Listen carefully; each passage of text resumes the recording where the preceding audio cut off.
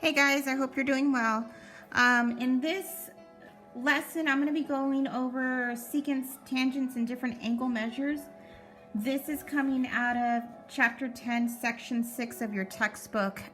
So if you want some extra support, you can always log on through your portal and look at the textbook under Chapter 10, Section 6. So here we're talking about secants, and secants are going to be is a line that intersects a circle at exactly 2 points. And so I have here an example of a secant line AB, which is different if it was a segment. If it was a segment AB, then it would be considered a chord because the endpoints would be on the circle. But since this is a line, it keeps on going, it's referred to as a secant. Now, when you have a secant and a tangent and they intersect at that point of tangency, the circle is divided into 2 arcs. The measure of each arc is going to be 2 times the measure of the angle that is formed. So that right here is important. The measure of each arc is 2 times the measure of the angle formed. So if I'm looking at this circle with my secant and my tangent intersecting at that point of tangency, I have that circle divided into 2 arcs. If I have this major arc, and let's say the angle here from that point of intersection has a value of 110 degrees, then what this is saying is that the measure of each arc is going to be twice the measure of that angle that's formed. So my arc is going to be 2 times 110, making it 220 degrees. Where on the other side, if this angle is 110, then because it's a line, supplementary, so 180 minus 110, it's going to give us 70 degrees. And then if I double that 70 to get the measure of my arc, I get 140 degrees. And then we look real quick, okay, if we have 140 and we add it with our 220, what does that give you?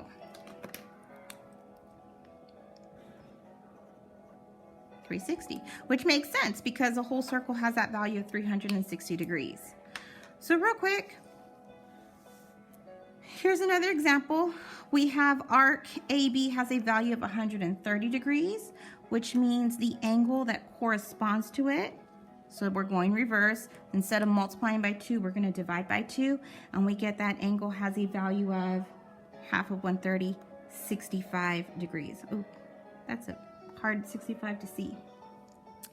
Okay, over here we see we have this major arc corresponds to the angle of 125. Let's see if I can write a little clearer this time. So this is the angle measure, which means the arc measure that goes with it, we will have to double to go ahead and give us that measure of 250. So the measure of our KJL is 250 degrees. Okay, so don't get overwhelmed. I'm just about ready to show you a lot of different formulas. I will provide a formula chart for you so you can refer, and it's going to have all the other formulas we talked about. But this is what we're looking at. So you have 2 lines, and they can intersect a circle on the circle, on that circumference of the circle, anywhere on the circumference. They can intersect inside the circle, or maybe they're intersecting outside of the circle. Wherever they're intersecting, there's a formula that we can use. So if we take a look closer here, if the lines are intersecting on the circle, it tells us that the measure of angle ABC is going to be half of whatever the arc is. And that's kind of like just what we were talking about on the previous page.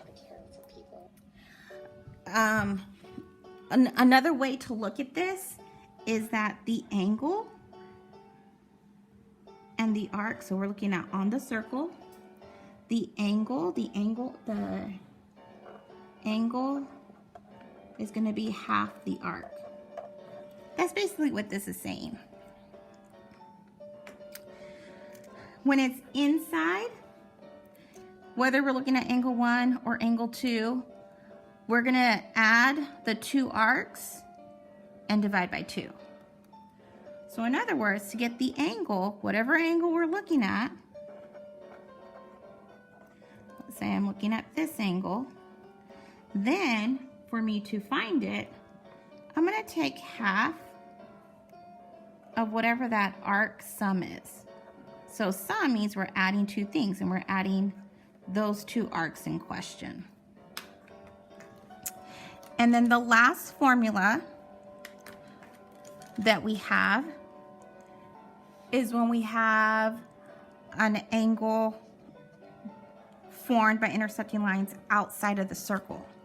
And so this one, it tells us that the measure of angle A, so we're looking at kind of like BAC, so this angle right here, is going to be equal to half of arc DE minus arc BC.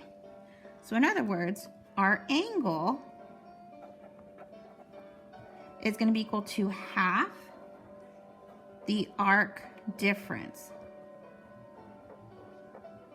And so remember, we are talking about measurements here, so you always want to make sure that you are subtracting the smaller value from its larger value. So if you kind of look at the glass, we're taking the half of all of them. If there's only one arc being used, and you're just taking half of the one arc. If you have two arcs and the angle you're looking for is in the middle, then you take their average. You add up the arcs, divide by 2, you get your angle. If it's outside, it's the angle values are getting smaller and smaller, so you're going to take the difference. You're subtracting, and you take half. Okay, I'm going to go through these next few examples here fairly quickly, but remember, this is a video, so you can pause it whenever you need to or rewind. So when I look here, it says find the measure of each arc. I went ahead and I added some values here. Remember, this is a circle, so everything adds up to 360. 80 plus 160 plus 120 gives us that 360. But I really more focus on finding the measure of angle Z. And so if I look here at angle Z, I can see that it's falling outside of the circle. And so for me to, let me just remember, it's outside. So I want to take my angle is going to be equal to half of the difference. So I'm going to take that 160 minus the 80 and then take that answer and divide by 2. So 160 minus 80 gives us 80, and then half of 80 gives us a value of 40. So my measurement for angle Z would be 40 degrees. Okay? Taking a look over at another problem, make sure you can see it. We're looking at, here we have our two chords that are intersecting inside the circle. And so when they're intersecting inside the circle, we are going to take the average of the arcs. Now notice here, I don't have arc GH, but I do know the formula. I do know that my angle is equal to half of that arc sum. And this is for inside. So if I plug in what I know my angle is 45 degrees. It's not a central angle, so I have 45 degrees is going to be equal to half of my arc sum. Sum means I'm adding 2. I'm adding 28 plus an unknown value, and that's the value that we're looking for that measurement of GH. So I'm letting X, I'm substituting that in. So when I'm solving, I want to go ahead and get rid of that fraction. And the way I do that is by doing the inverse. So I'm going to go ahead and multiply both sides by 2. This gives me now 90 is equal to 28 plus X.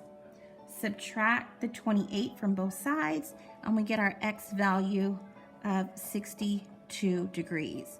So the measure of arc GH, 62 degrees. Okay. This next one here, I have my intersections outside, but I'm only given the arc measure of 106, and I don't have another value. But we can still do this. So remember, this is outside. So if it's outside, it's my angle is going to be equal to half of the difference. Okay. I don't know my angle, so you can use X if you want. Now for my arc difference, I know it's 106, but I have to find this other value. So we know a circle is a total of 360. So to find this major arc's value, we use 360 and subtract the 106. So it's 254. So over here we're looking at 254. Oops. So it's going to be 254 minus the 106, and then we take half. So 254 minus 106 gives us 148, and then half of 148, we're looking at 74. So the measure of angle M is 74 degrees. Here we have one that's on the circle, and so once again, when we're missing our arc value. I don't know this value, and I need it so I can find that angle value.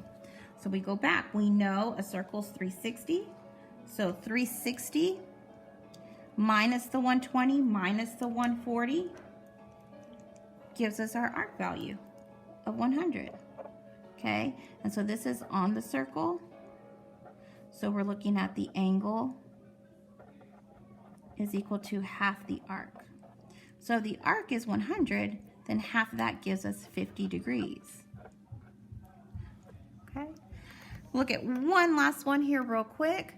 And we're looking for the measure of angle R. So here's another one outside. We have a lot of intersections outside, and that's fine. And so it tells us that outside, we're looking for the difference, and then we take half of it. So my angle is going to be equal to half the difference, and so I'm going to subtract 40 from 80. So it's going to be 80 minus 40. 80 minus 40 is 40. Half of 40 gives us 20. So the measure of angle R, 20 degrees. I miss you guys. I hope these notes were good. These would have been the exact same notes that I gave you if we were in school. So just message me if you have questions.